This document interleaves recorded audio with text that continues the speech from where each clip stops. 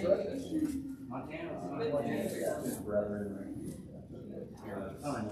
that's an interesting ministry. They're all online.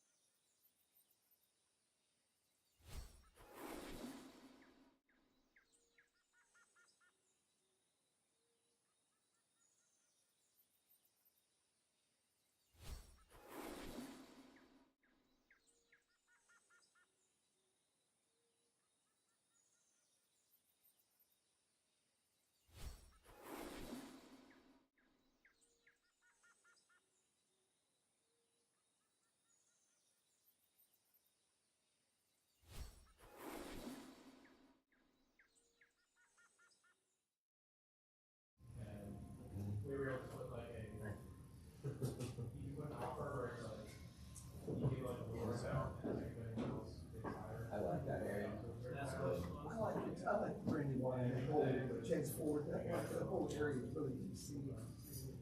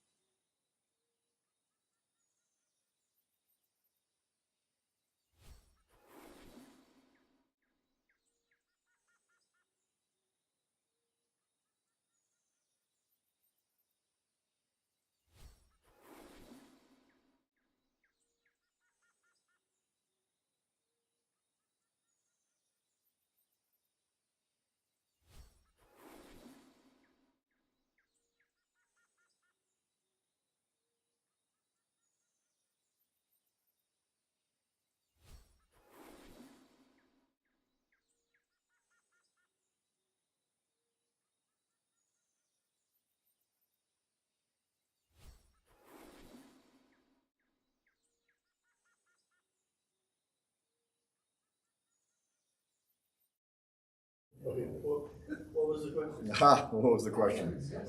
It's not a solid ground class. It's not a solid ground class. If at the end of the discussion we don't say, what was the question again? Okay. What was the question? And identity and modern. That is the question. Can you change your eye again? So I'll tell you what I'm, at the risk of taking us backwards a little bit, I'll tell you that I don't know that that everybody in the room is comfortable with the idea that we have scoped identity completely or properly. So are we happy with our definition of identity for now? No. Okay, there you go. What is our working definition of this? What is a definition with which you're not happy, Michael? Are you saying? I don't like this, this thing that we have boxed, where Okay. identity is the set of properties without which Yeah, that would be the essential The set. essential properties, Yes. right? And mainly, as I've said before, when I think of essential properties, I think of like, human. But then you can even say like, well, if I die and I'm no longer alive, is my spirit still? Does my identity change? So it's even difficult to say that your body would necessarily be tied into your identity in that regard. So Okay, right. I think when I think of essential properties of Michael, it's a very short list indeed. But when I think of my identity, it encompasses a lot more things. It encompasses my values, I think it does encompass my physical and my metaphysical aspects. Okay. So I think on a positive side, we can say something like, we don't have to work too hard to figure out how much of this has to, well, maybe that's not right. It's not strictly necessary that we identify what's different between our body and our soul or our mind. So let's say that we're confused about what some of these properties belong to. That's okay insofar as oftentimes what it is that people really want to know in terms of identity is what makes me different or special. So it's less about what makes you, like, do I have all of Michael's essential properties that make him who he is? And more about, well, what makes Michael different from Seth? So, Like you say, there are essential properties, some of which are shared by all people. Yes. And then there are accidental properties or contingent properties that also contribute to identity. I suspect that as we grow, well, let me ask you this. Well, hold on, let me finish that. But if it's based on what you're saying, I want to clarify this first. If it's the case that we share essential properties, not all, but some. What are some? Do the essential properties have to include us being human? So we did the Freaky Friday experiment, but let's do the one that you do in kid stories more. What if you were in the body of a tiger, but with your same mind? You know what I mean? Or the body of a dragon with your same mind. Could you do that? So you haven't defined human. Yes, that's right. But I haven't been So it's hard to say, right? But whatever a human is.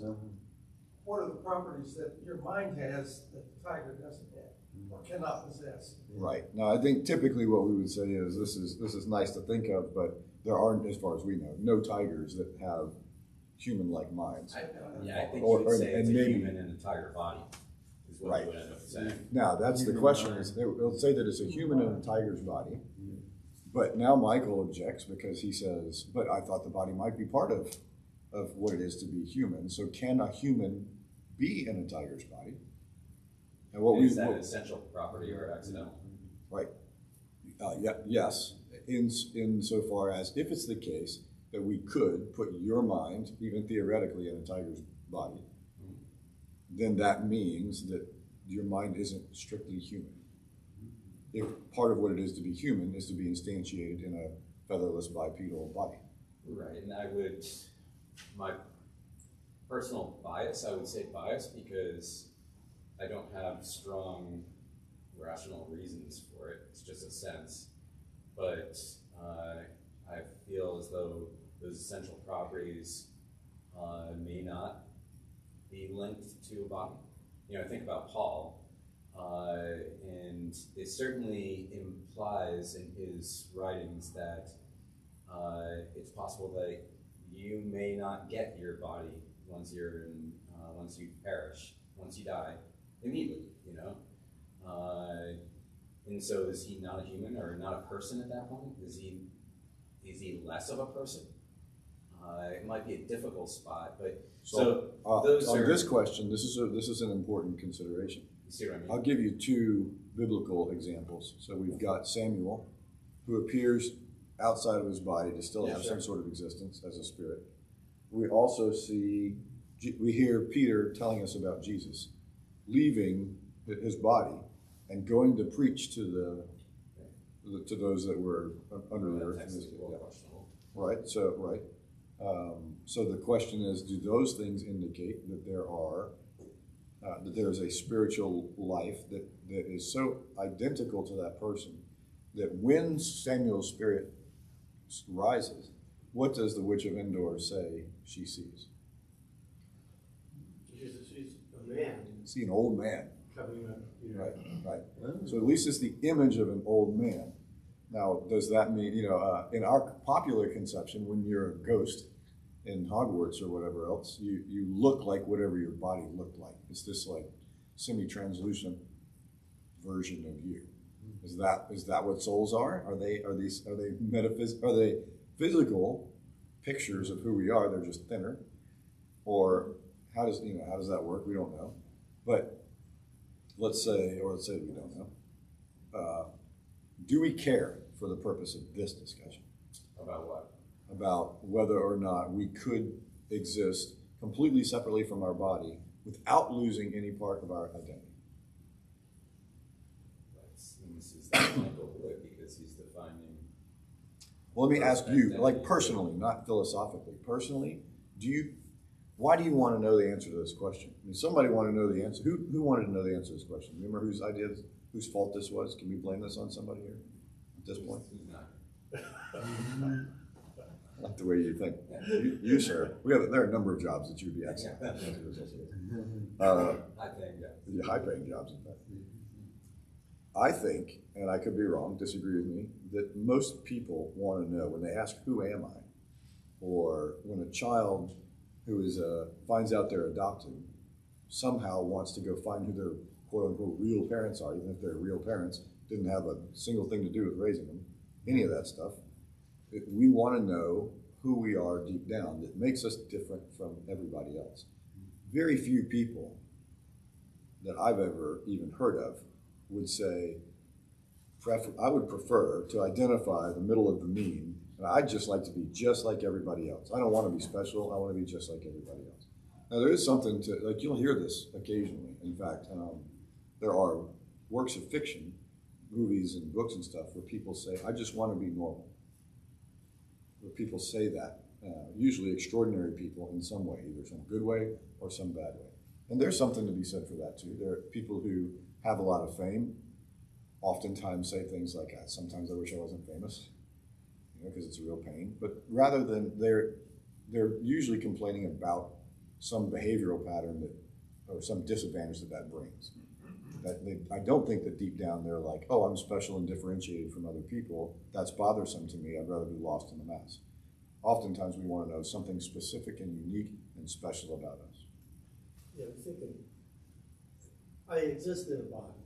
I was thinking if for some reason I had a break in my spine and had completely no use of my body, all I can do is lie in a bed or possibly be That's a such a person.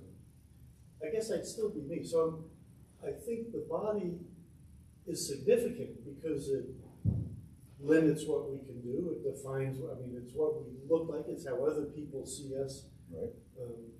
Our hopes and future and dreams are based, at least in part, on our body continuing and being there. But I don't think, if I'm lying there and I don't have use of my body, the body influences the way I think about stuff, but it doesn't change who I am. Obviously my body desires hunger, sex, all that sort of stuff, and it influences me, but how I respond to that is based on something deeper and different than what the body's doing.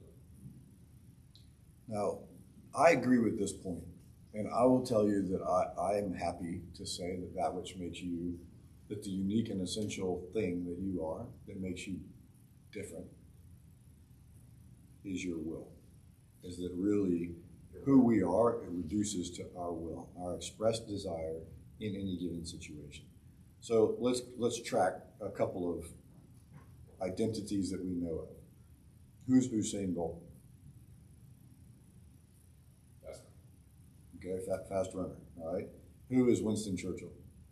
Not a fast runner. Slow runner. Actually, most people don't know about this, but he's shockingly fast. Yeah. I'm just kidding. It's Who else? also good. He's dead. That's, good point. Who is Winston Churchill? Former Prime Minister. Prime Minister, but there are a lot of those. Who else is he? Who dealt with their entrance into the war. That was a big thing. Who was Paul? You mean Saul Paul? Yes. Yeah. Okay.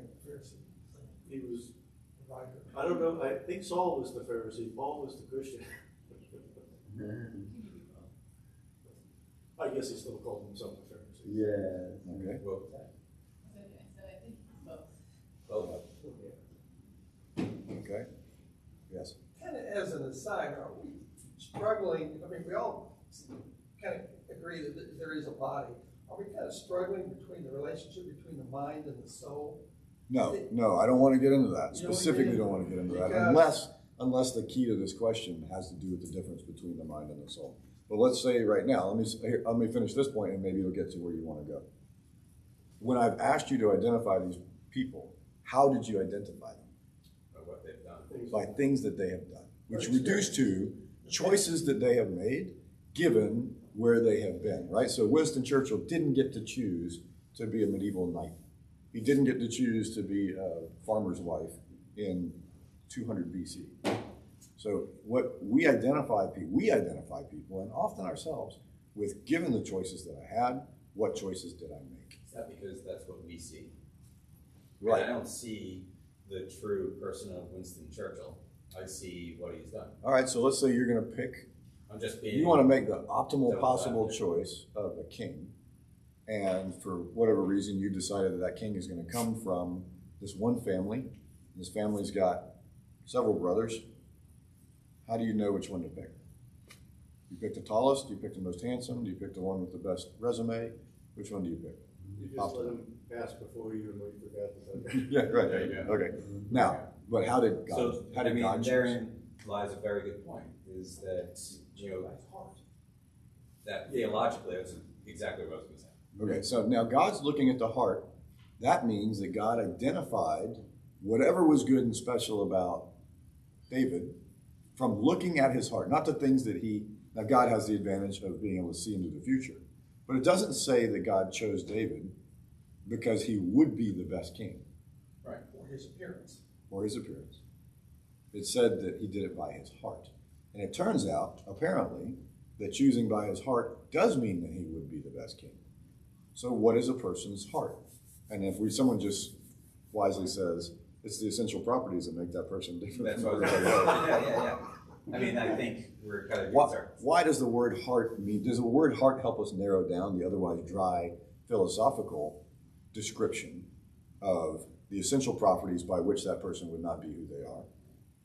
That's like, okay, mathematically that sounds satisfying. That doesn't help us, and it doesn't give us a clue or hint. Heart seems to give us a clue or hint. Why? When we say heart, when the Bible says heart, what does it mean?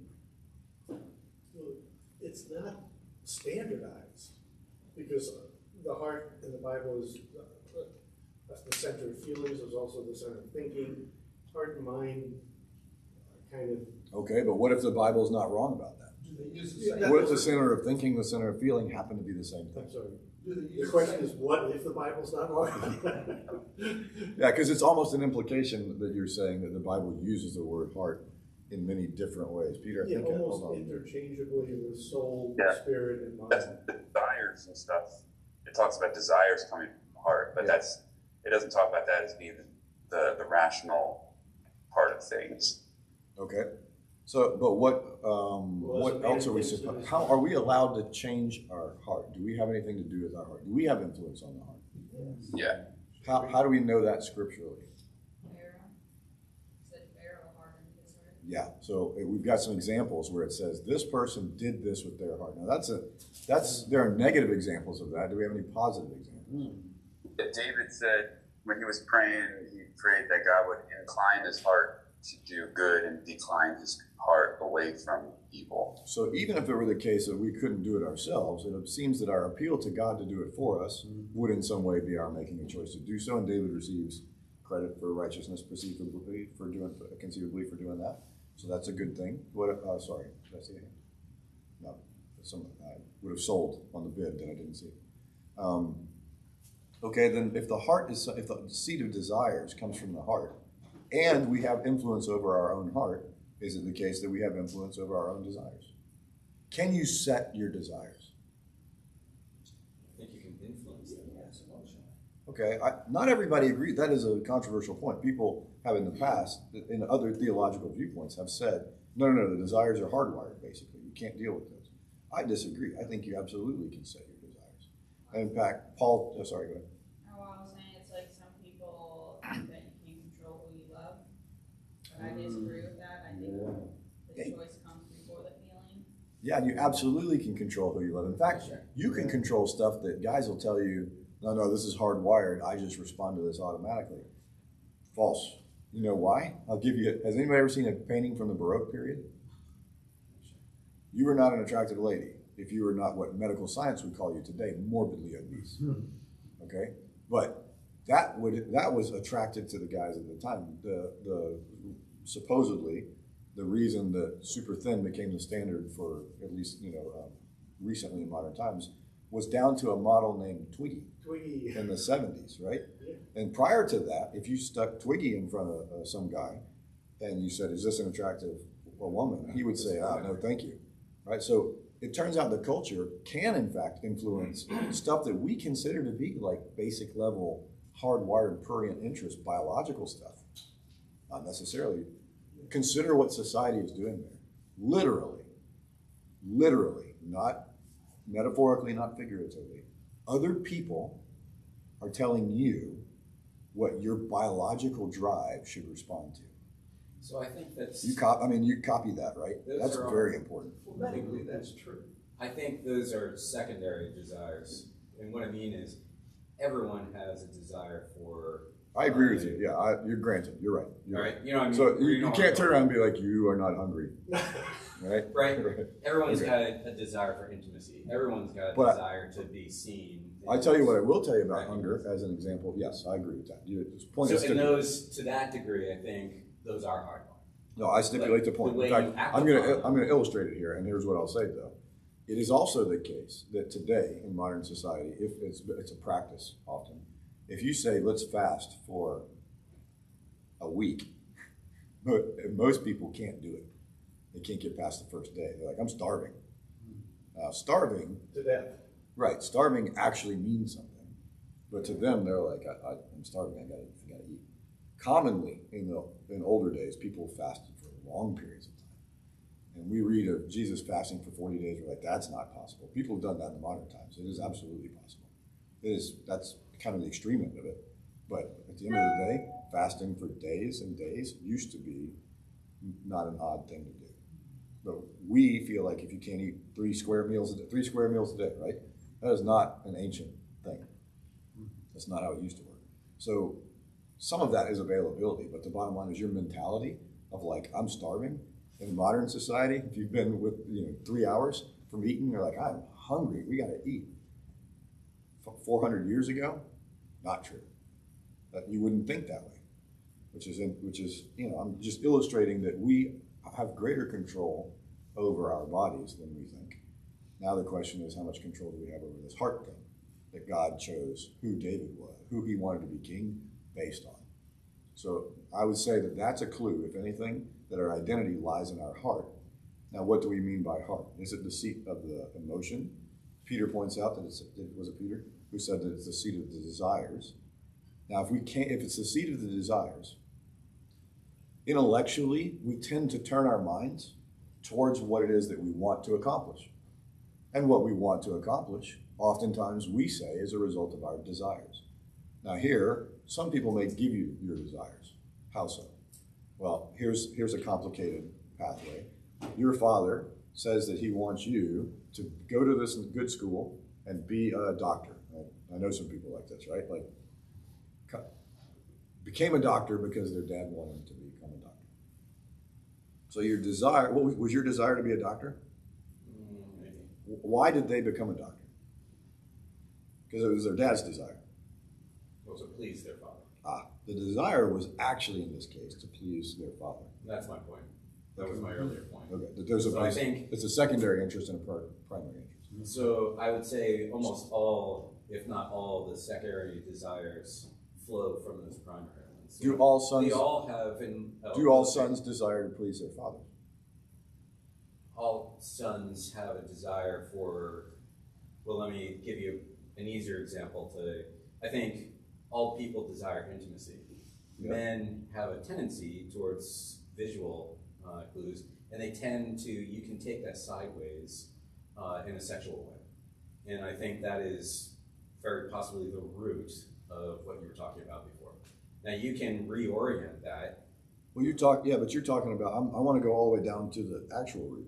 Well, So at the very actual root, is it something that we can control? I think how you, similarly, is that we all have feelings. You can determine or alter how you act upon them. If you surgically inhibit a man from producing testosterone, right, that drive, that they may still desire intimacy, but the drive to do so in a physical manner is gone. Right. Like gone. Right. Right? And you have to turn around and juice them back up to get enough testosterone. I mean, you can decide on okay, how. but my question to you is, can that be mentally? Can you reduce your own testosterone? I don't know if you can do that physically, but you can reorient. It turns out, and I'm not going to desires point in to our ways. Eastern cousins here to say it, but monks who meditate have changed some interesting things about themselves. People who set their own desires on certain things have changed some interesting things about themselves. There are monks who have said, I'm going to make myself a eunuch for the purpose of the kingdom, who have gone from having a constant desire to not having constant desire, at least self-reported, and we don't know for sure. So there's at least some evidence out there that indicates that we can reprogram our brains a little bit towards desires that we set. So I want to go back to the sons pleasing their fathers. Do all sons desire to please their fathers? Yes, to some degree. Okay, so let's say that there's an initial proclivity in that direction, but do all sons want to please their fathers? Eventually? You're asking 100%? Yeah. I mean, there's some that don't. What are good reasons not to want to please your father? Now, your father was a bum, or Yeah, he left when you were one. Your father is incurably evil, and all of his desires for you are also evil. Yeah. So in that case, you might say something like this. Look, the last thing I want to do is make my dad happy, because this guy is evil, and all he wants me to do is evil. But would it not be more accurate, don't we think that what they might say is something like this? I wish that my dad were good. Right. So that I could please a good father. I think you'd be conflicted at that point. Right, and I think the conflict comes from we hold that ideal of this is what my father should be versus this is what my father is. So we almost desire to please a father in this case that doesn't exist. So why is that an important distinction? Why do we bring that up? I'll use another. So let's hold that one for a second. Desire to please your father. What are other core desires that you have that are not strictly, obviously, physical or reproductive? Taking away food and sex are there other desires? Yes, right. What are other desires? Obvious ones. Well, to succeed. For what purpose? Yes. What does succeed mean? That's a good question. Recognition. To be able to care for others. Recognition of what? Of other people's acceptance. Acceptance, or greater than acceptance? Do we aspire to mere acceptance? No, I think there's, like I said, one of the strongest driving desires I think all people have is intimacy. Intimacy. And that is with other people, people to know and to be known. Yes, yes. And also by God. Okay, fine. I'm talking about another one here. All right, there's Like, what do we want people to think of us? Self-recognition. But what is success? What is well? When someone thinks well of you, what does that mean? So all the things that have to do with that. We don't want to just be known, because what if we're in fact, most people don't want to be completely known. Why? fear. The secret. They want the stuff that they don't want you to know about, the hidden things that they're like.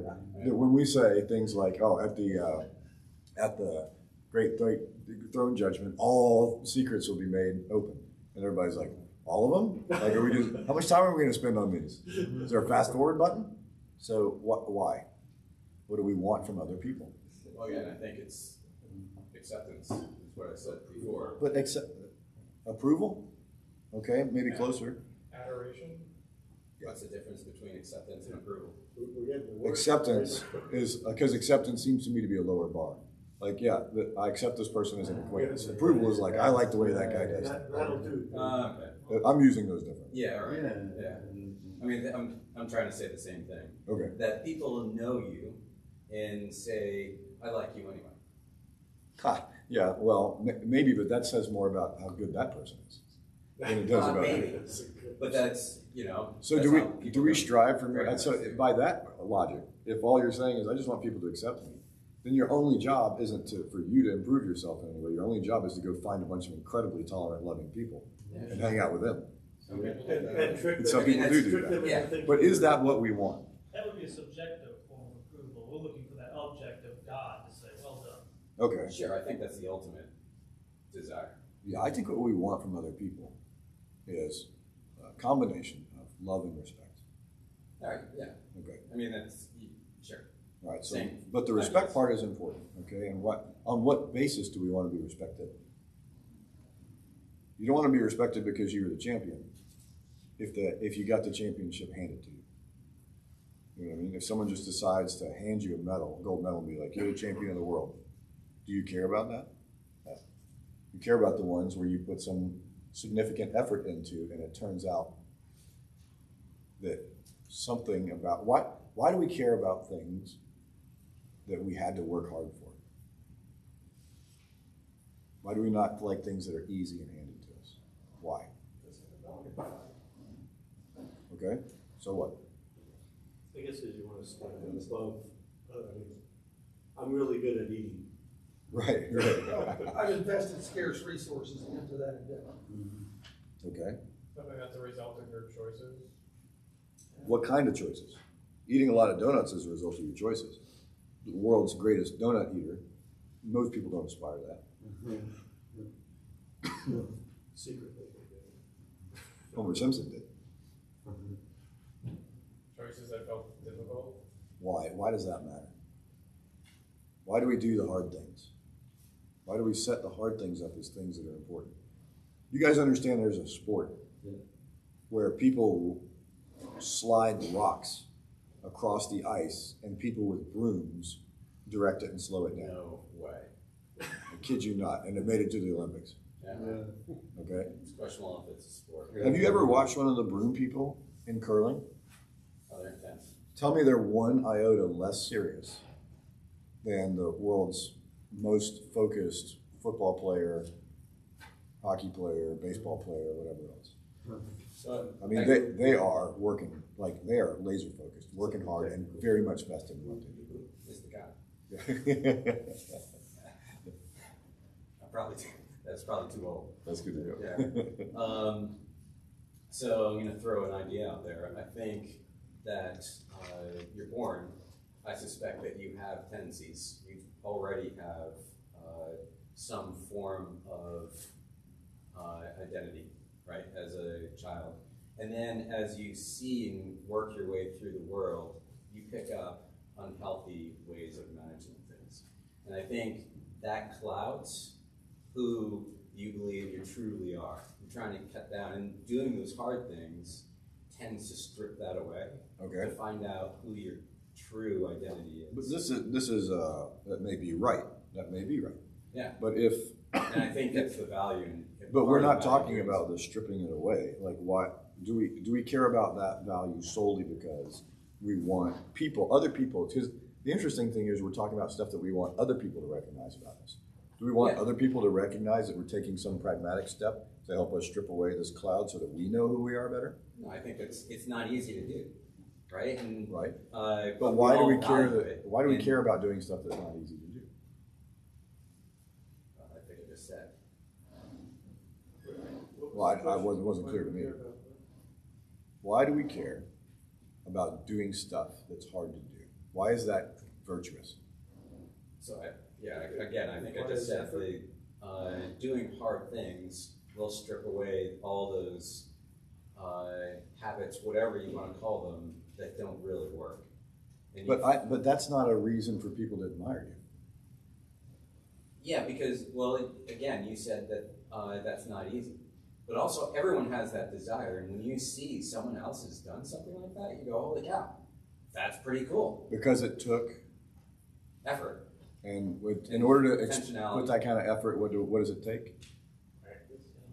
Intentionality. I'm looking for a particular word here. Yeah. What does it take to be, let's consider the tail of the curve. What does it take to be the best? Dedication. And self-discipline. Self-discipline is highly respected by people. Well, It's highly respected by yourself. We desire it greatly. It's highly respected by other people, especially if your self-discipline is well focused at something worthy. So you mentioned a worthy thing to devote your self-discipline at. Is someone do you hold in high regard someone who's someone whose self-discipline was focused at being a curling champion versus someone whose self-focus was focused at being an extremely effective pursuer of new knowledge, or someone whose self-discipline was focused at showing how to love somebody else better? Would you rank order those, or are they equally? In general, society doesn't, but I'm going to flip it around on you and say, why do other people care if you're self-disciplined? You haven't explained that. Okay, I'll give you two reasons why.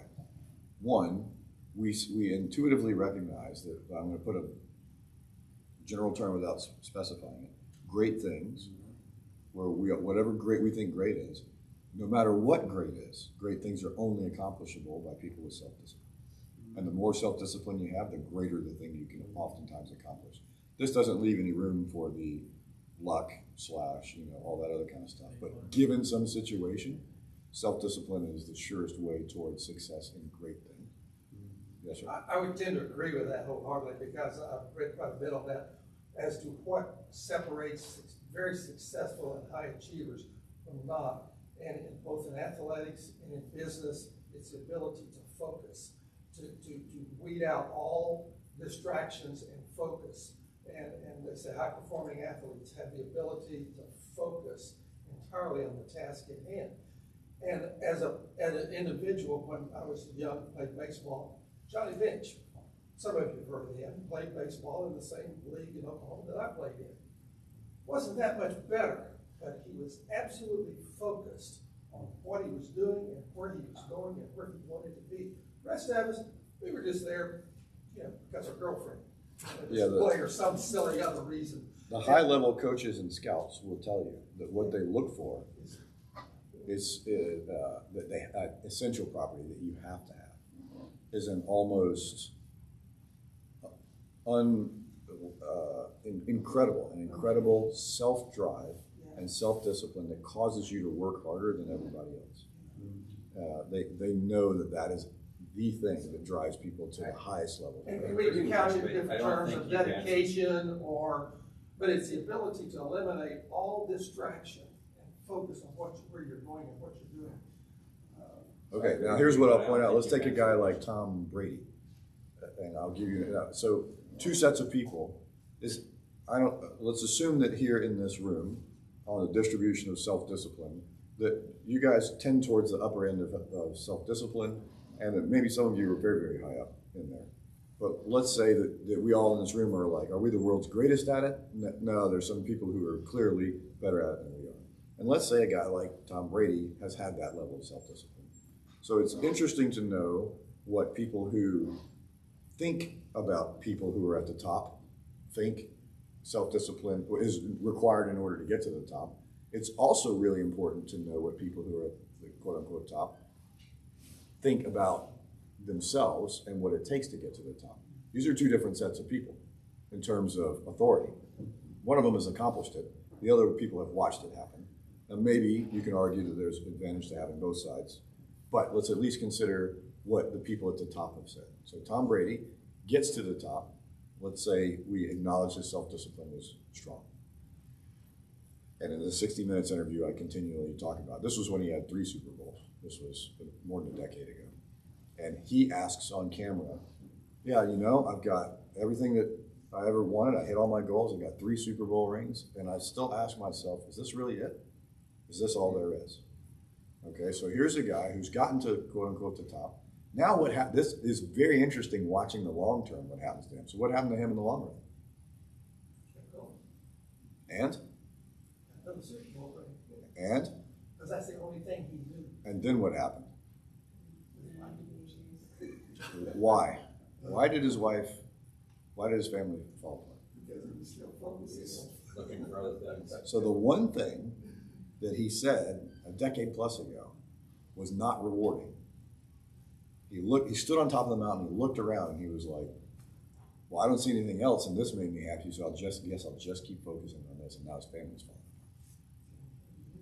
Kind of on that vein, to read aside, I think it's interesting that you mentioned, should we rank order, you know, people who are really good at athletics, people who are really good at academia, people who are really good at loving their family.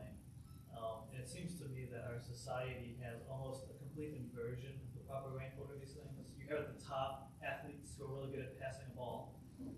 In the middle, maybe intellectuals, and then kind of at the bottom, it's like, oh, really, number one mom. Yeah, You know? right. We have mugs to celebrate, like, That's right. World's best dad. World's best dad. But like, that's probably one of the most important things you actually could be doing. So I'll take us one step closer in where the direction that Michael's going, which is I forget the name of this surfer. She was one of the female surf champions, and she was a standout champion. She was first, and I don't think there was a close second. I've forgotten her name. I'll have to look it up. But she's sitting there, I think either standing on the beach with her board or floating, and somebody's interviewing her while she's sitting there, and they're like, who's the best surfer in the world? Kind of like, comparatively. And they're probably trying to fish for female surfer, you're the best in the world. Do you think you're the best in the world kind of stuff? Who's the best surfer in the world? She's instantly, without thinking for a second, says, whoever's having the most fun. And I think she meant it. So if that's true, now for her, competition was fun. Winning competitions was fun. Or she wouldn't compete, she would just surf. Some people just like surfing. You'll talk to some of in surfing, there's this idea called getting barreled, which is, it's one of those kinds of waves that breaks such that there's a tunnel in the middle of it and you can ride inside the tunnel. And people who surf like that describe that level of feeling as significantly more rewarding than other modes of surfing. And so it's this near ecstatic experience for them, an almost religious experience of this was amazing, right?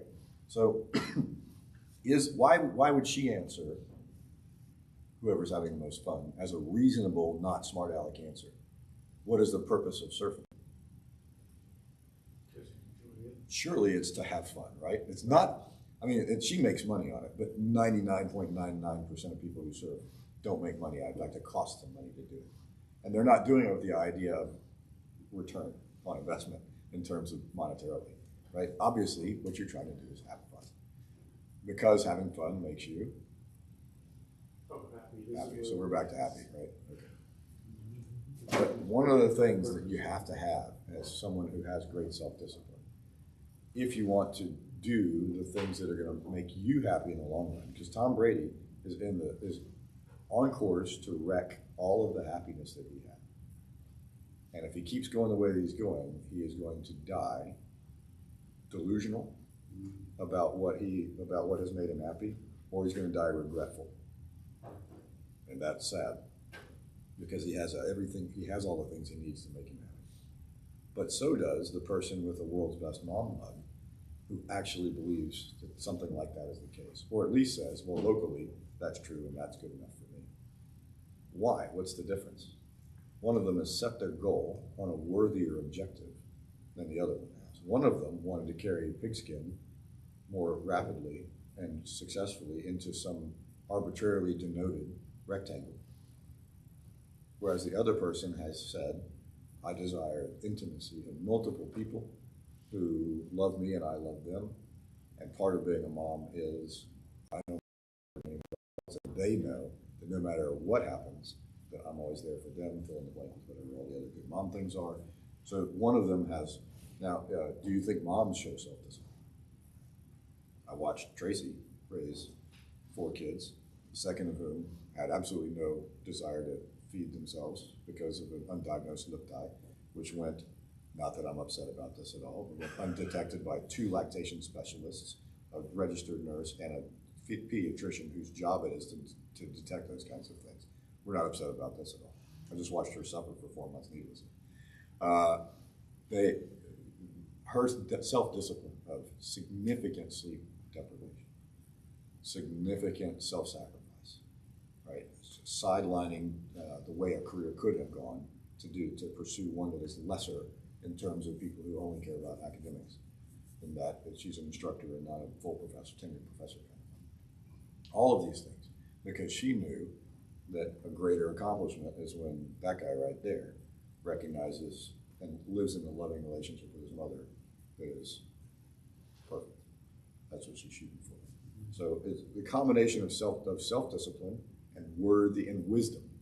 Wisdom is the setting of good goals and the pursuit of good things, right? And Tom Brady is unwise. Beyonce is unwise. They're incredibly smart. They're incredibly gifted. They're incredibly talented, but they're unwise, and that's why they won't be happy. What is it about the heart? What is it about David's heart that God liked? It set his mind on God and the things of God. If that's not true, on the things of the world. if that's true, then it means that David chose the better goal. Right. Where else do we see that in Scripture? Lord, tell her to come and help me with the food. Mary and Martha. And Jesus says, Mary's chosen the better option. she has set her goal. And is Martha being bad here? What does Martha want? Yeah. Martha wants the people to be happy, right? Hey, I'm trying to feed everybody. I want them to all be happy. Like, people are happy when we get food. I want people to be happy. I'm trying to take care of the thing. Mary's not helping me. Loving the people around her, right? Isn't that what the Bible tells us? To set your heart on the things of God and not on the things of the world. And Tom Brady's setting himself on the things of the world and trying to achieve the things of the world. And yet the mother is setting the things of God. And what does the world prize? It prizes Tom Brady. Well, portions of it do. So So where does this we also bring us we from? make mugs that say world's best mom, presumably because they sell well. But they sell well because people want to be the world's best mom. So where does this bring us in identity? Oh my God. Okay, where does this bring us in identity? It said, if it's the case that God judges based on the heart, and we're trying to figure out what the heart is, and that the heart is the seat of desires, and desires are things that you can set for yourself. And when we describe other people, we tend to describe it by things that they have accomplished, and those things that they have accomplished are the results of goals that they have set, which are desires that they have. So, who you are, most importantly and essentially, is the things that you set your heart on, your goals, the things that you desire, and how well you do pursuing them.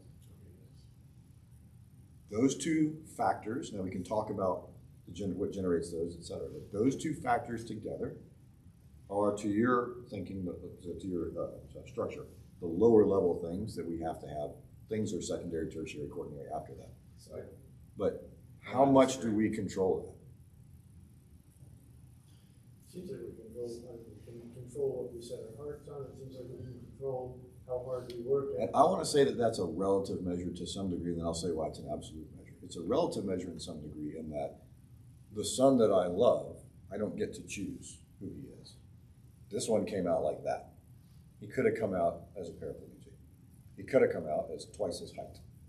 He could have come out as half his intelligence. He could have come out, this guy happens to be incredibly kind-hearted.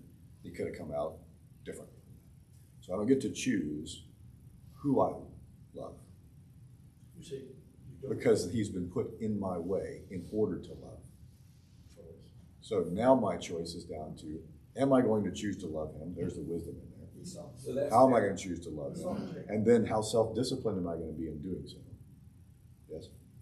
So you just made a very interesting contrast in that you said who you are is your will, or your, and not your will, how do you No, I say think that you're right. again? I think you're right. So he's right. I said this is who you are.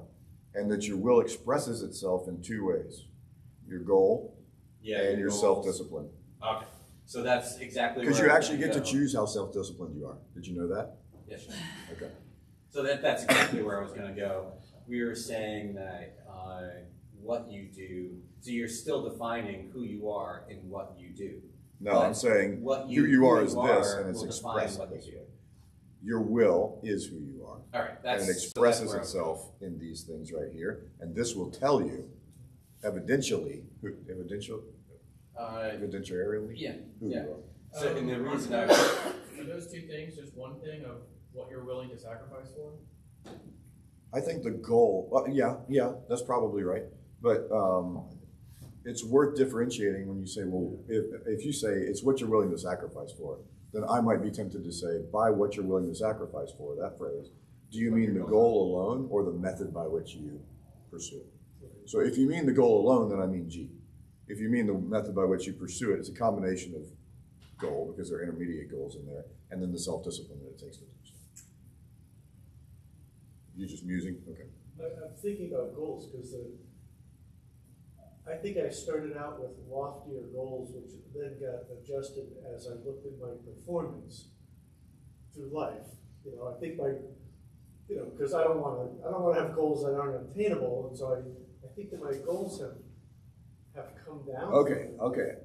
I want to talk about this for a second. So, I said there's a relative set of goals. I have to love that guy. It's a relative to my own. Like it doesn't. I'm going to have 4 sons and 3 sons and a daughter to love.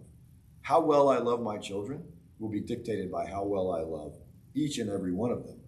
Not like I'll focus on this guy because I feel like I can only do well with one and I'll leave the other 3. Nobody's going to call me a good father if I do that, right? So I'm stuck with Even if you love that one guy, excellent. If I do the world's best job of that, and they're like, wow, he did a great job loving his son, he's a dirtbag because he ignored the other ones and told him to go away, right?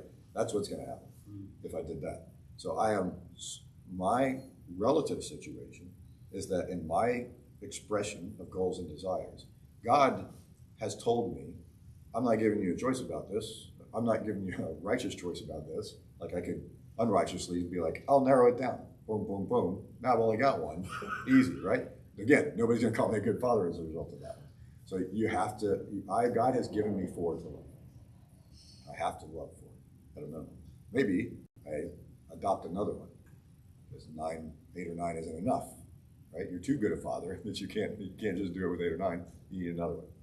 Okay, so if it's the case that I am locally stuck with choices, I would defy you to say that for me, and then for who the other person is that has 2 children, that those are really that different.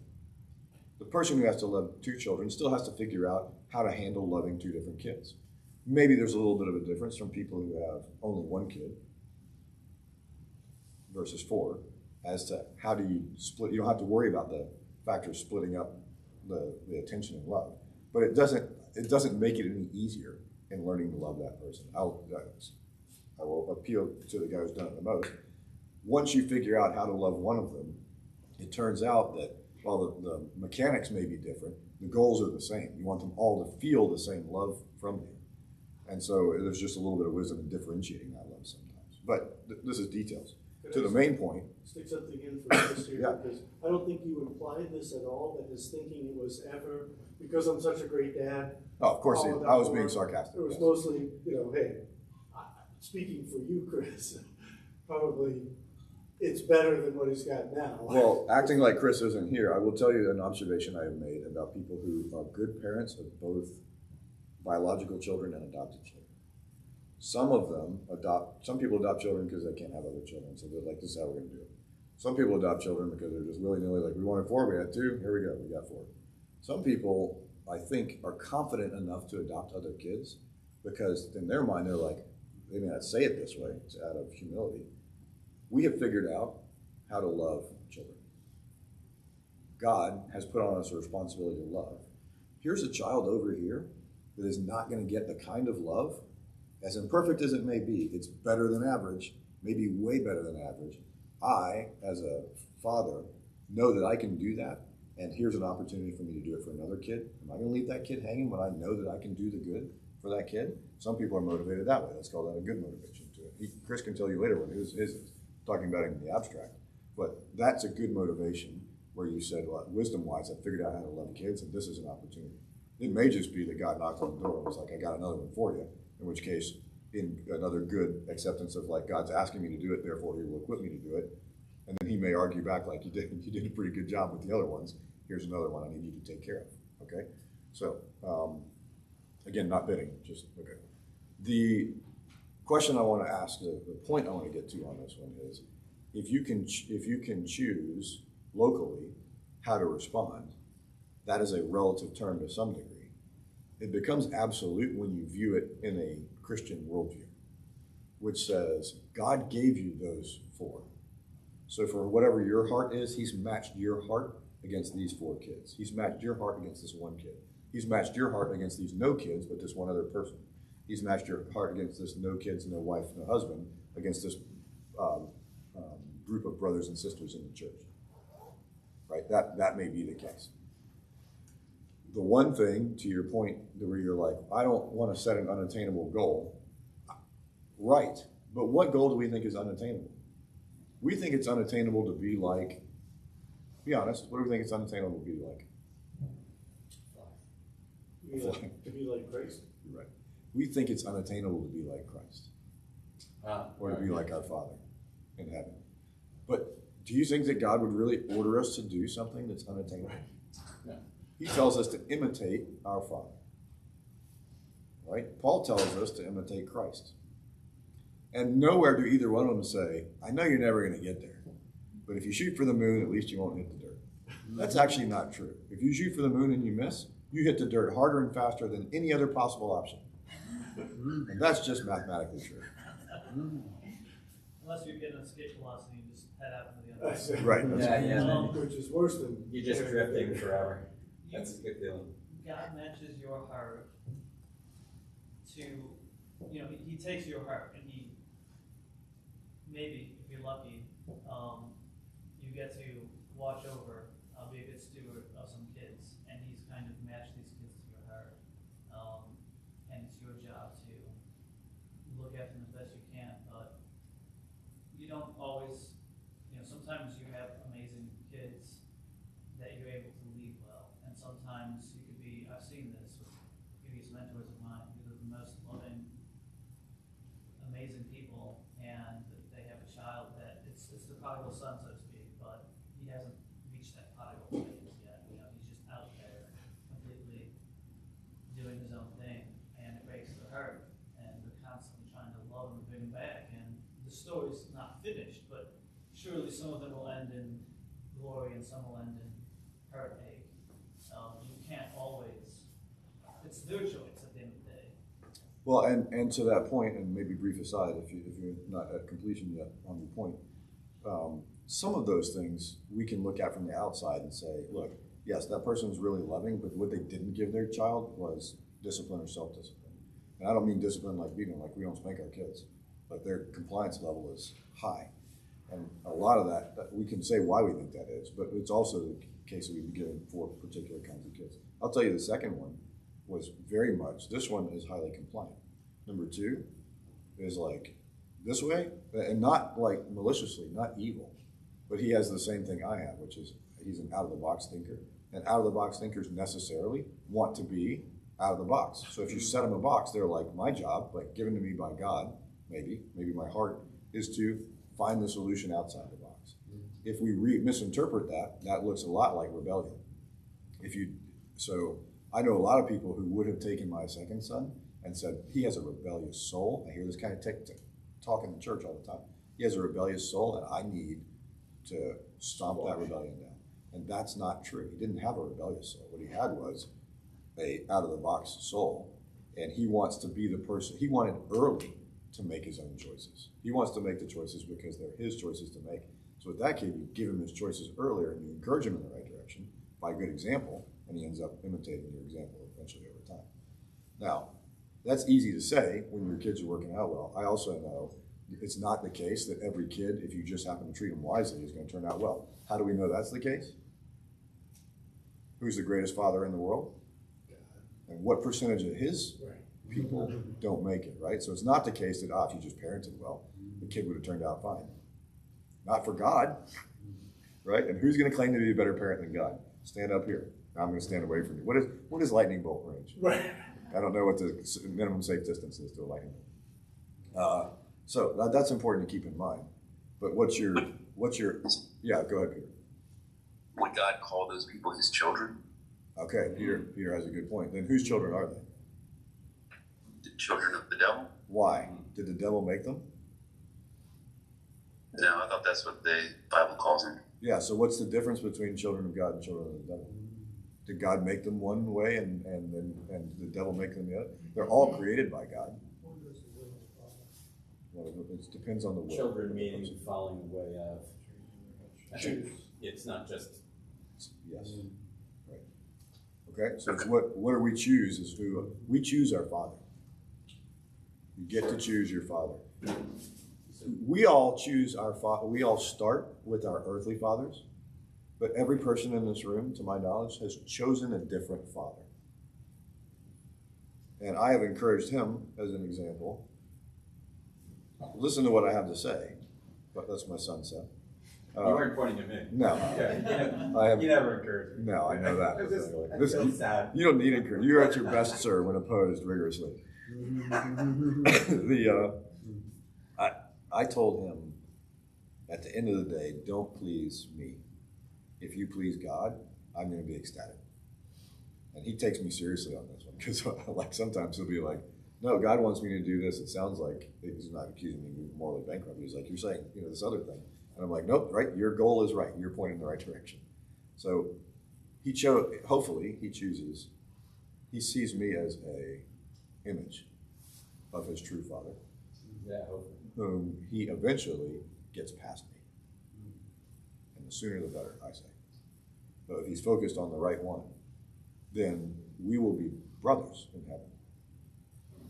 Do not call any man father, for you have one Father who is in heaven. The end goal is for these structured relationships in which we sit, fathers and sons, mothers and daughters, teachers and students, professors and undergrads, officers, troops.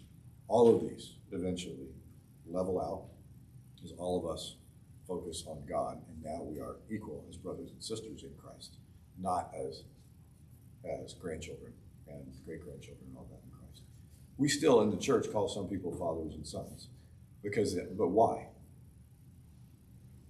In deference to the age within Christ. But the longer that gets, the less important it becomes, because it's such a minuscule actual measurement against the total. You know what I mean? So, because it's a 10-year difference or a 15-year difference. When you're 10,000 years into this, then 10 years didn't matter. Okay, sorry, I cut something. It seems like the default goal that people, if they don't think about it, just end up with is just avoid discomfort. I know there's been studies on like men with lower testosterone, and like they've given them testosterone injections, and many of them end up more politically conservative. It's kind of the case of like their goal is to avoid discomfort, and like uncertainty or competition made them uncomfortable. And once they had more testosterone, those things didn't make them as uncomfortable, so they could just now accept them. Okay, so this is towards which side of our? Well, it's just that goal. I guess the self-discipline like rises to meet that of wherever. So I agree, but I know a lot of, let's say, estrogen-heavy ladies who seem to be fairly self-disciplined too. Well, I didn't say the self-discipline part. It was just the goal. If that's just avoid discomfort. Yeah. And like another example is like Robin Williams was really, you could say he's really focused to be funny, but that was like when other people were laughing around him, that was the only time that like his mom didn't abuse him. Right. Growing up. Right. And basically he just carried that forward as like, this is my survival strategy. And it's like, are people's survival strategy do we call that self-discipline, or is that just like what they stumbled on and held to because they were so driven? Like, I guess the survival instinct was their form of discipline. I tend to want to put that into it reshapes their goal thing. Well, if his goal was just like to feel safe. Yeah, I disagree. But their goal may be to be safe. Right. Okay. And all they're doing is in the goals and in will, I just drew these as straight, but there's a factor that when you choose your goals, in here, in the middle of that somehow, is wisdom. And wisdom has some interrelationship with self-discipline in that if you say something, if you intellectually know something like this, that guy right there is the best engineer I know on this particular subject. I think I should do this thing. But he's telling me like, Tiger, I've seen that before. This is not gonna work well. Here's what you need to do and here's the math you're missing. Part of my goal, if my goal is to do the thing right versus be the guy that did it on his own, then it's a no-brainer. I listen to him and do what he says. This is the way it works with God. Yeah, that's where your wisdom would break down right there. Right, but I was using this in the abstract. Maybe not as much as yourself, but you get the point. Okay, we're out of time, so we will pick this up again next time. Are we going to do one more solid ground and then skip the next one for Christmas time? Yeah, sure. Okay. Acceptable to everybody? Does that mean we need to finish identity next time? Start the new year. So I'll ask you this. I'm going to claim that this is it. I'm gonna And I'm going to tell you. call you on that. Okay, but you're going to have to do it next time. Yeah. I'm going to claim this is it, right here, and that what it does that makes us who we are is which of these we choose and how much of this we do. And I'm going to say, prove me wrong. I'm going to put the little table up. I say, who you are is simply another way of talking about your will, that's what matters, that's the thing, that's the essential property that we're talking about, that we've alluded to, and that you know what that is diagnostically by what it has set its goals as. Part of that is the wisdom of listening to the chief engineer or telling the chief engineer to pound sand, and how hotly you pursue it. That's the special we want to be reduces to those things. You want to prove me wrong? Introduce something in there that cannot be reasonably well categorized by those two things or a combination of the two. All right, on that happy note, have a great week, and God be with you. We'll see you, God willing, next time.